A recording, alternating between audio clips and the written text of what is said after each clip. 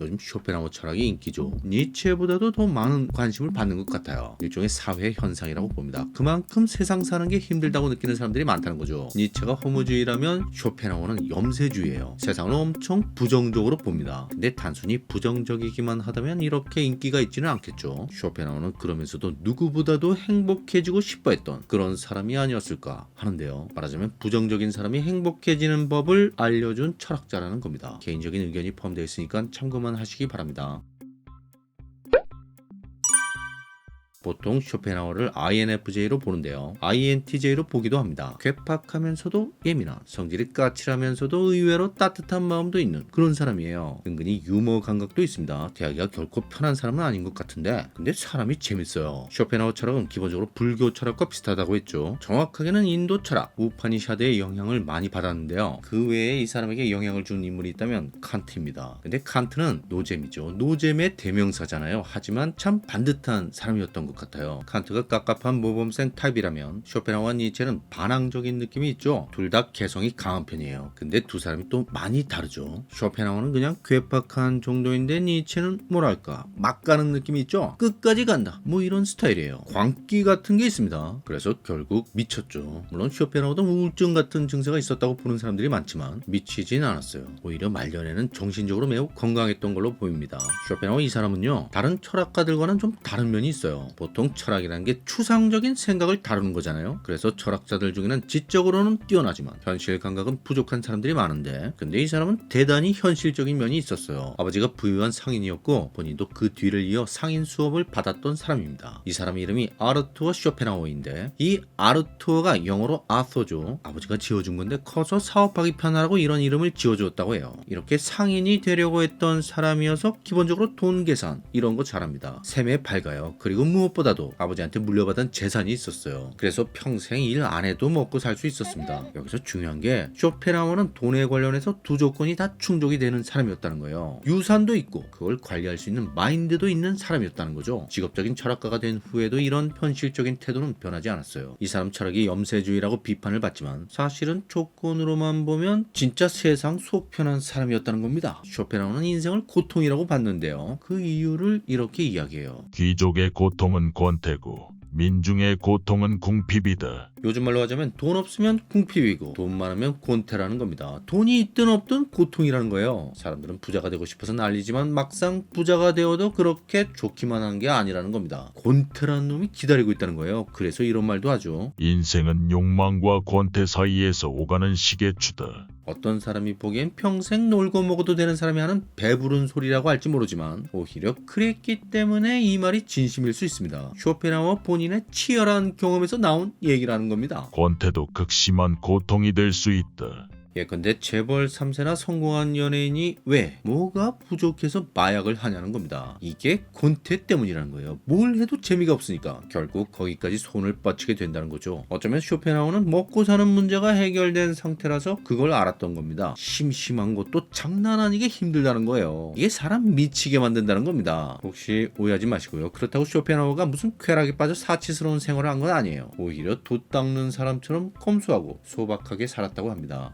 쇼펜하우어가 달랐던 건 그거예요. 예컨대 10억 부자는 30억 부자가 되고 싶고 30억 부자는 100억 부자가 되고 싶고 보통 그러잖아요. 돈이 꽤 많아도 더 돈을 벌고 싶어 하죠. 근데 쇼펜하우어는 그래봤자 뭐하냐는 생각을 했다는 겁니다. 그래서 그냥 있는 돈 관리하면서 놀고 먹는 쪽을 택한 거죠. 정확하게 말하자면 놀고 먹는 건 아니죠. 말하자면 돈 벌려고 원하지도 않은 짓거리를 하면서 살고 싶지는 않았다는 거예요. 근데 대부분의 사람들은 그러면서 살죠. 회사원이라면 직장 상사의 부당한 지시나 고객 또는 거래처 담당자의 무례한 태도를 참는 이유가 결국 따지고 보면 돈 때문에 그런 거죠. 그런 사람들과 싸움이 나면 자칫 직장을 잃게 될 수도 있으니까. 게다가 홀몸이 아니라 가족을 부양해야 하는 상황이라면 이 악물고 참는 수밖에 없습니다. 쇼펜하우어는 그렇게 살고 싶지 않았기 때문에 돈 관리를 열심히 한 거예요. 그러면서 다른 사람 눈치 안 보고 자기 마음대로 사는 거죠. 일단 먹고 사는 문제는 해결된 상태니까 그냥 자기 하고 싶은 일을 하는 겁니다. 쇼펜하우어는 아직 학생 신분이었을 때 유산을 받게 되었는데 그때 어머니의 조언은 이유는 그래도 밥벌이 되는 공부를 하는 게 좋지 않겠니? 이거였어요. 그래서 처음엔 의대에서 수강하다가 결국엔 자기 적성에 맞는 철학을 선택하게 된 겁니다. 돈이 좀 덜 되더라도 그렇게 살기로 한 거죠. 쇼펜하우는 성격이 괴팍한 걸로 유명했는데요. 쉽게 말해 할 말은 해야 직성이 풀리는 뭐 그런 사람이었어요. 이 사람은 친하든 안 친하든 별로 숨기는 거 없이 너무나 솔직하게 자기 생각을 노골적으로 그리고 신랄하게 드러냈다고 합니다. 게다가 사람이 좀 웃기기도 하고 유머 감각이 있다고 했죠. 위트가 있으니까 당하는 사람이 어떻게 할 수도 없었어요. 왜 그런 거 있잖아요. 같이 있는 사람들 모두 빵 터지면 열받아도 그 순간엔 가만히 있는 수밖에. 그래서 쇼펜하우어를 신기하게 보면서도 두려워하는 사람들이 많았다고 해요. 토론이나 논쟁을 아주 잘했다고 합니다. 이렇게 누구한테 일부러 잘 보이라는 게 별로 없다 보니까 인간관계가 그렇게 좋지는 않았죠. 왕따까지는 아닐지 몰라도 그래서인지 일이 잘 풀리지 않았어요. 박사 학위를 받고 필생의 저작인 의지와 표상으로서의 세계를 야심차게 출간했지만 놀라울 정도로 아무도 관심을 주지 않았다고 합니다. 1년에 100권밖에 안 팔렸다고 해요. 이때 나이가 30이었는데 무려 26년이나 지나서 개정판을 내기까지 극소수의 추종자 외엔 반응이 거의 없었어요. 그리고 사실은 그 개정판이라는 것도 출판사마다 다 거절당해서 결국 고려를 받지 못하고 출간하게 된 겁니다. 참 한심한 상황이죠. 근데 그로부터 6년 후 나이 60이 넘어서 소풍과 부록이라는 제목으로 일종의 에세이집을 내게 되는데 이게 대박이 납니다. 이 책은 쇼펜하우어의 행복론과 인생론이라는 제목으로도 알려져 있죠. 어떻게 보면 참 아이러니하죠. 염세주의자의 행복론이라는 게. 근데요, 이 책이 대박난 이유는 진짜 효과가 있어서 그래요. 실제로 쇼펜하우어가 이 책에서 하는 이야기를 보면 행복해질 가능성이 커집니다. 왜냐하면 행복이라는 게 뭐예요? 아주 쉽게 말하자면 내가 소망하는 게 이루어지는 거잖아요. 그래서 행복해지는 데엔 두 가지 방법이 있다는 겁니다. 첫 번째는 소망하는 걸 많이 이루는 거고요. 두 번째는 소망 자체를 줄이는 거예요. 다시 말해서 바라는 게 별로 없으면 행복해질 가능성이 커진다는 겁니다. 쇼펜하우어는 두 번째 방법을 제시하는 거예요. 바라지 말라는 겁니다. 이게 불교에서 말하는 것과 아주 비슷하죠. 불교에서는 욕심을 버리라고 하잖아요. 모든 고통이 욕심으로 인해 생겨나는 거다. 그런 말을 하죠. 쇼펜하우어 얘기가 바로 그겁니다. 쇼펜하우어는 스스로 생각하기에도 그랬고 실제로도 천재였지만 오랜 기간 동안 거의 아무에게도 인정받지 못한 비주류의 삶을 살았어요. 말년에 쓴 책이 대박이 나서 갑작스레 유명인이 되어버렸지만 그 이전의 삶은 철저히 아웃사이더 인생이었다고 봐야죠. 그렇게 된 이유에는 세상이 이 사람을 알아주지 않은 것도 있지만 쇼펜하우어 자신이 세상을 싫어하고 세상과 타협하지 않은 것도 있어요. 아까 그랬잖아요. 할 말은 해야 직성이 풀리는 성격이라고. 이 사람은 당시 학계의 주류였던 헤겔을 헛소리, 사기꾼이라는 막말을 써가며 비판했는데 현실은 매우 냉혹했습니다. 이제 막 채용된 새파란 대학 강사 시절 대담하게도 당시 가장 잘 나가던 헤겔의 강의와 같은 시간대에 강의 시간을 잡았는데 결과는 참담했습니다.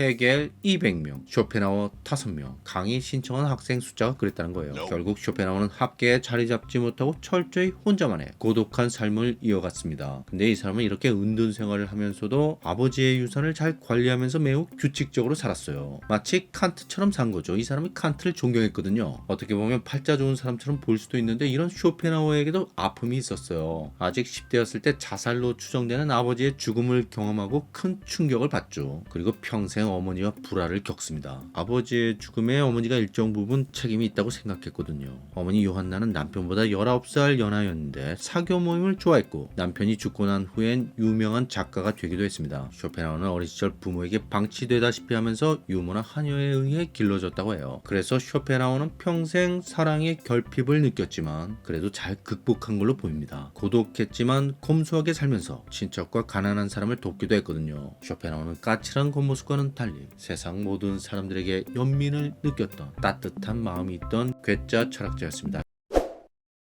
니체 이야기는 몇 번 했죠. 이 사람 천재라고 했잖아요. 그리고 광인이기도 하죠. 그리고 융이 니체한테 관심이 많았다고 했죠. 융은 니체를 스승으로서 또는 환자로서 연구를 했습니다. 근데 이 두 사람이 공통적으로 영향을 받은 철학자가 있어요. 바로 쇼펜하우어입니다. 니체에게 가장 큰 영향을 끼친 사람을 딱 두 사람 꼽으라면 쇼펜하우어와 바그너죠. 실제로 니체는 이 두 사람이 합쳐진 인물이 바로 자신이라고 생각할 정도였어요. 그리고 융은 청소년 시절에 철학책을 뒤지다가 쇼펜하우어를 발견합니다. 발견합니다. 두 사람 모두 비슷한 이유로 쇼펜하우어 책에 빠져든 게 아닐까 생각되는데요. 니체와 융은 공통점이 많아요. 둘 다 아버지가 목사였고요. 어렸을 때 죽은 형제가 있었어요. 그래서 두 사람 다 정신적으로 조숙했다는 겁니다. 니체는 별명이 꼬마 목사였고요. 융은 아브라함 족장이었어요. 차이가 있다면 니체가 좀 더 직접적으로 가족의 죽음을 경험했다는 겁니다. 니체는 5살 때 아버지가 사망했고요. 몇 달 후 2살이 채 안 된 남동생까지 죽습니다. 카을 융의 경우 형제가 죽은 건 본인이 태어나기 전이었어요. 그리고 아버지도 융이 성인이 된 후에 사망한 거라서 아마도 니체가 융에 비해 정신적 트라우마가 더 컸을 거라고 생각됩니다. 어쨌든 이들은 성장하면서 비슷한 고민을 하지 않았을까 추측되는데요. 이들이 살았던 19세기 후반의 유럽은 과학혁명이 폭발적으로 일어나고 진화론이 등장하면서 기독교가 뿌리부터 흔들리는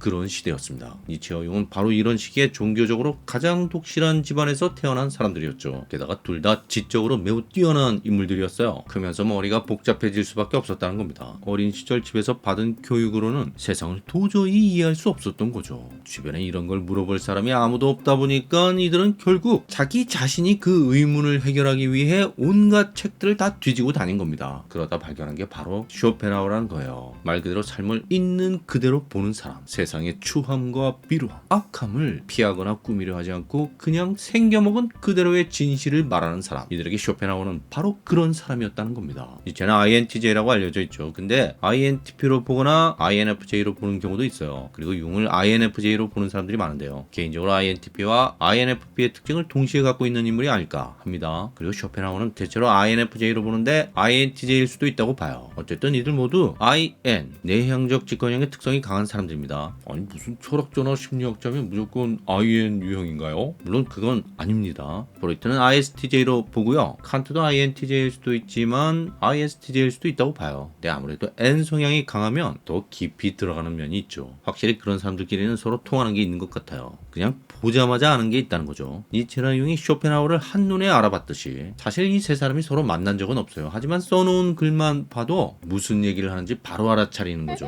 세상을 바라보는 시각 자체가 비슷하거든요. 니체와 융은 머리가 굵어지면서 신에 대한 의문이 생겨났죠. 니체는 무신론적으로 급격히 기울어졌고요. 니체가 한 가장 유명한 말이 신은 죽었다 이거죠. 그리고 융은 그런 건 아닌데 신이란 존재가 과연 그렇게 선하기만 한 걸까 하는 생각이 들기 시작한 거예요. 말하자면 금지된 선을 넘기 시작한 겁니다. 그 과정에서 쇼펜하우어를 만나게 되는 거죠. 니체야말로 그의 철학의 정수를 이어받아 자신만의 방식으로 재창조해낸 말 그대로 쇼펜하우어의 수제자라고 할 수 있고요. 융은 청소년 시절 쇼펜하우어에 심취했고 대학 시절 니체에 빠져든 사람이었어요. 그 사상적 흐름을 마치 비밀의 동굴을 탐험하듯 흥분된 마음으로 들여다본 사람이 융입니다. 원래 니체는 전공이 철학이 아니라 고전문헌학이었어요. 교수도 그걸로 된 거죠. 그러다가 어느 날 한 옛날 서점에서 우연히 발견한 책에 정신없이 빠져들어 읽고 난 후 철학의 세계에 입문하게 되는데요. 그 책이 바로 쇼펜하우어의 의지와 표상으로서의 세계입니다. 니체에 관심 있는 분들은 힘의 의지라는 말을 알고 있을 거예요. 권력 의지라고도 하고요. 지배욕 같은 걸 말하는 겁니다. 근데 여기서 의지라는 게요. 쇼펜하우어에서 온 겁니다. 살려고 하는 의지를 말하는 거예요. 인간이나 동식물, 아니 자연 전체에 이런 게 있다는 겁니다. 일종의 생존 본능 같은 개념인데요. 어떤 사람은 이 쇼펜하우어의 의지를 생물학자 리차드 도킨스의 이기적 유전자에 비유하기도 해요. 매우 적절한 비유라고 봅니다. 쇼펜하우어가 이런 말을 하거든요. 의지는 영원히 불멸하며 개체만이 끊임없이 생멸한다.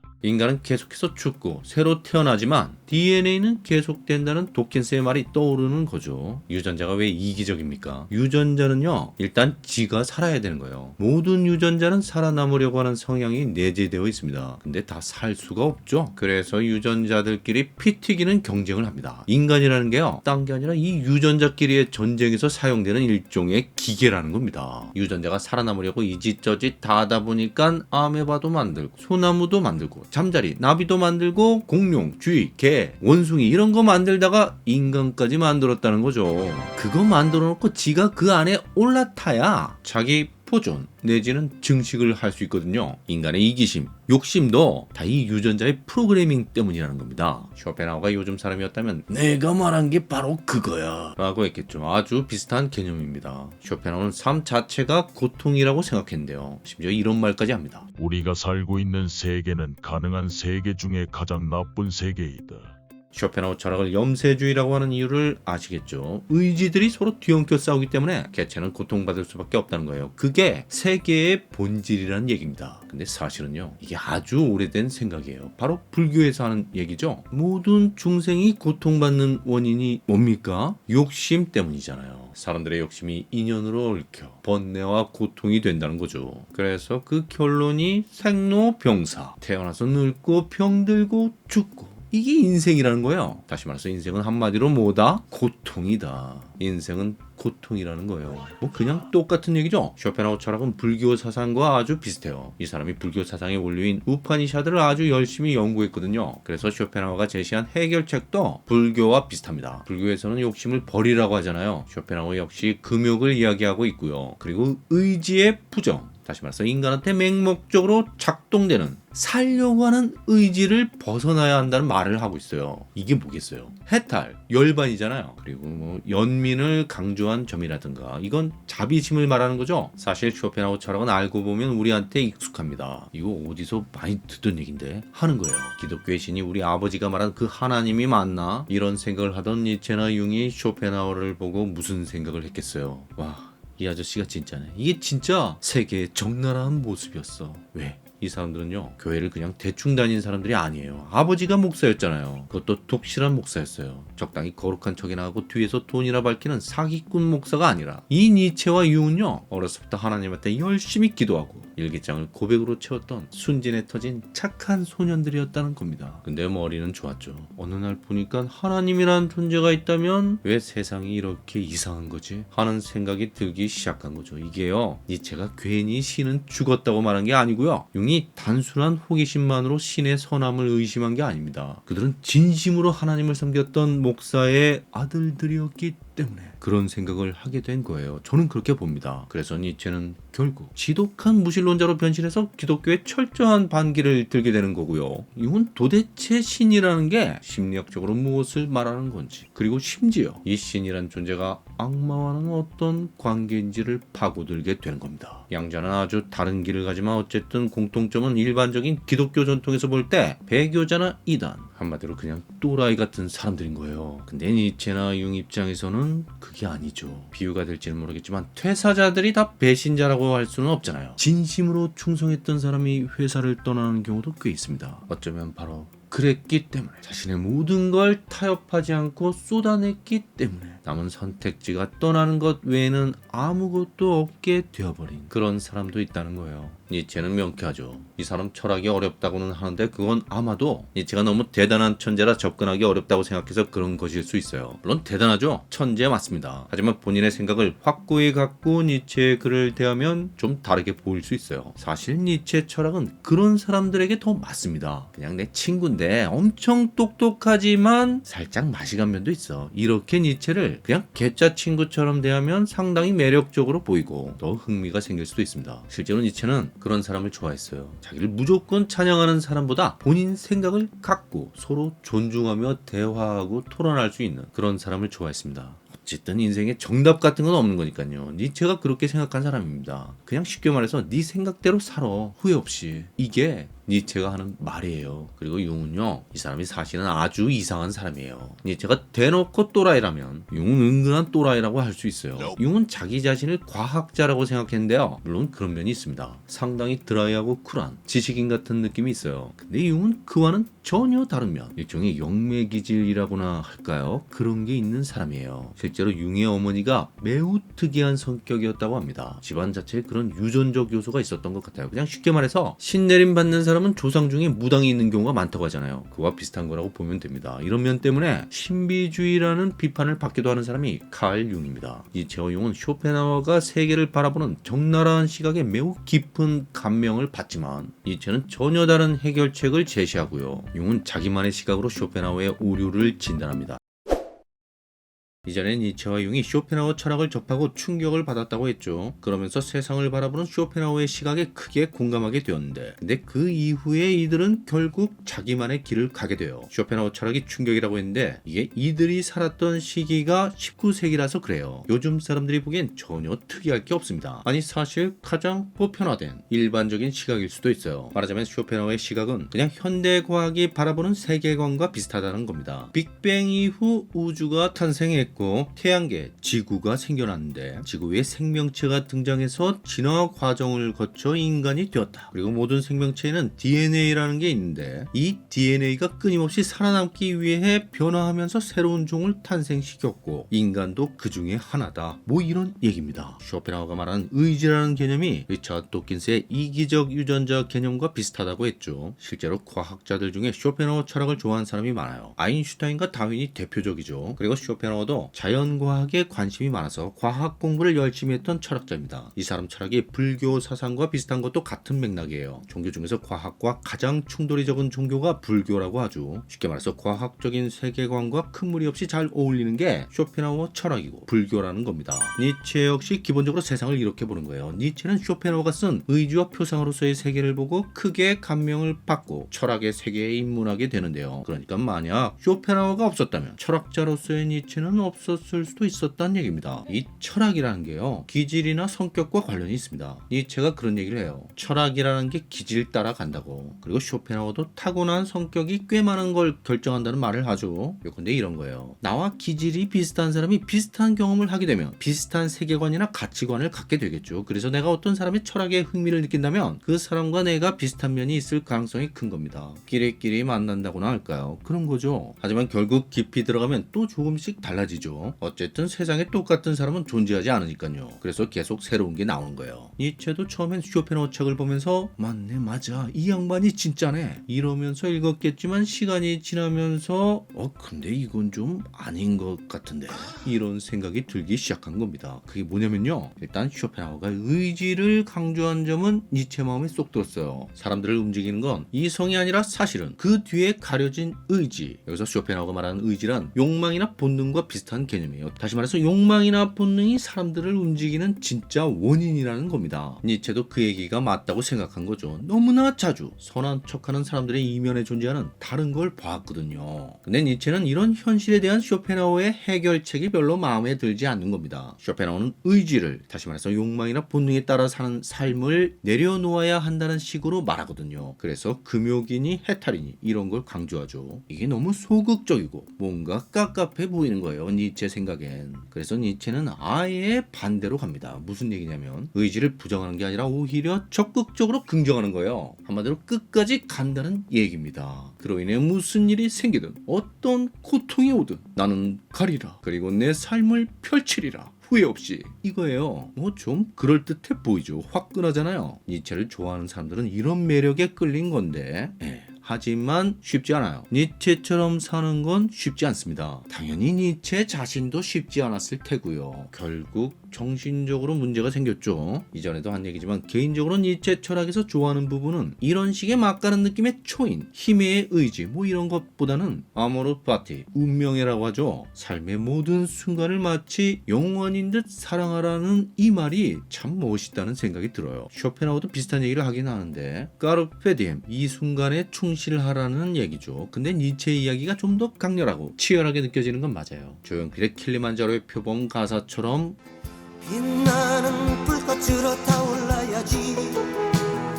그런 강렬한 느낌이 있습니다. 그리고 칼 융의 경우는 니체처럼 무슨 대안을 제시하는 게 아니고요. 쇼펜하우어의 논리에서 어떤 오류를 발견한 거예요. 물론 이건 융 자신이 보기에 그렇다는 겁니다. 철학이라는 게 무슨 수학처럼 딱 부러지게 정답 오답을 가를 수 있는 게 아니잖아요. 그냥 이게 맞다고 생각하는 사람이 있고 저게 맞다고 생각하는 사람이 있는 거죠. 본인 생각이 잘 정리되어 있고 그게 본인한테 의미가 있으면 그럼 된 거라고 봅니다. 융이 발견한 이 오류를 설명하자면 칸트까지 가야 합니다. 왜냐하면 쇼펜하우어 철학이란 게 칸트 철학을 자기 식대로 재해석하고 재구성한 것이기 때문이에요. 니체가 쇼펜하우어를 계승했다면 쇼펜하우어는 자기 식대로 칸트를 계승한 셈이죠. 그래서 칸트 철학에 대해서 제대로 설명하는 건 좀 어렵고요. 다만 철저히 흥미 위주로 핵심만 말씀드릴게요. 융이 쇼펜하우어의 오류를 지적했다는 건 다른 게 아니라 쇼펜하우어가 칸트를 해석하는 거에 문제가 있다는 얘기예요. 그냥 거칠게 말하자면 칸트가 맞고 쇼펜하우어는 틀렸다는 겁니다. 아니 융은 철학자도 아니고 그냥 정신과 의사인데 자기가 뭔데 맞다 틀리다 하는 거죠? 네, 그러지 마시고요. 그냥 그건 융 생각이에요. 본인이 그런 생각이 든다는데 그럴 수 있는 거죠. 융만 그런 게 아니라 우리 각자가 다 그럴 수 있어요. 난 니체가 더 맞는 것 같은데 아니야 내 생각엔 쇼펜하우어가 진짜야. 이럴 수 있는 겁니다. 아까 철학은 기질이나 성격과 관련이 있다고 했죠. 칸트는 딱 범생이 스타일이고요. 융은 범생이는 아닌데 그래도 사람이 좀 겸손한 편이에요. 본인이 뭐 대단하다고 생각하지 않습니다. 반면 쇼펜하우어나 니체는 뭔가 반항적인 느낌이 있고요. 무엇보다 이 사람들은 결코 겸손하지 않아요. 쇼펜하우어는 스스로가 천재라는 걸 아주 잘 알고 있었고요. 그 얘기를 아주 많이 합니다. 그리고 니체는 거기서 좀 더 가죠. 사실 니체가 미친 이유가 과대망상이라고 해도 별로 틀린 얘기는 아닙니다. 본인을 예수 비슷한 존재라고 생각했죠. 그래서 어쩌면 이런 기질적인 차이 때문에 융이 자연스럽게 칸트 편이 된 걸지도 모릅니다. 칸트가 뭐라고 했냐면요. 사실은 칸트 이 사람이 진짜 서양 철학의 물줄기를 바꾼 건데 그걸 스스로 코페르니쿠스적 전환이라고 말했죠. 코페르니쿠스가 천동설을 지동설로 바꾼 것처럼 칸트가 철학에서 그런 일을 한 거예요. 아주 쉽게 설명하자면 이런 겁니다. 현대 뇌과학에서는 우리가 보고 경험하는 세계가 사실은 진짜 세계가 아니라 우리 뇌가 만들어낸 세계라고 하잖아요. 칸트가 한 얘기가 딱 이겁니다. 예컨대 우리 눈에는 빨주노초 파남보의 색깔이 보이는데 이게 빛의 파장별로 그렇게 보이는 거죠. 파란색은 파장이 짧고 빨간색은 길고 이걸 가시광선이라고 하잖아요. 이 가시라는 게 생선가시 할 때 그 가시가 아니죠. 가할가에 볼 시, 눈에 보이는 광선이란 뜻입니다. 그럼 눈에 안 보이는 광선도 있다는 얘기잖아요. 적외선, 자외선이 그겁니다. 빨간색보다 파장이 더 길어지면 적외선, 보라색보다 파장이 더 짧아지면 자외선이 되는 거예요. 이런 건 눈에 안 보여요. 그렇죠. 그래도 그런 게 있는 겁니다. 무슨 얘기냐면 우리 눈에 그렇게 총천연색으로 보이는 건 세계가 원래 그래서 그런 게 아니라 우리 뇌가 그렇게 해석하기 때문에 그렇게 보인다는 거예요. 당연히 인간이 아닌 다른 동물의 뇌는 다르게 해석하는 거죠. 물고기나 뱀, 박쥐, 모기 중에는 적외선이나 자외선을 감지할 수 있는 종이 있다고 해요. 소리도 마찬가지고요. 개나 고양이도 인간이 듣지 못하는 영역을 들을 수 있다고 합니다. 다시 말해서 칸트는 인간이 그렇게 생겨먹었기 때문에 세계가 그렇게 보이고 들리고 경험된다는 얘기를 한 거예요. 그래서 세계의 실체는 우리가 경험하는 것과는 다르다는 거죠. 이걸 칸트는 물 자체라고 했는데요. 물 자체는 우리 이성으로는 알 수가 없다는 말을 해요. 이게 칸트 얘기입니다. 근데 쇼펜하우어는 이 물 자체를 보고 뭐라고 하냐면 이게 의지라는 거예요. 쇼펜하우어는 모든 인간, 동식물, 광물, 자연 속에는 어떤 생존 본능 같은 게 있다고 했고 그걸 의지라고 불렀어요. 이게 바로 물 자체라는 겁니다. 융은 바로 이 부분, 물 자체가 의지라는 이 부분에서 쇼펜하우어가 좀 오바했다 이렇게 말하고 있는 거죠. 그럼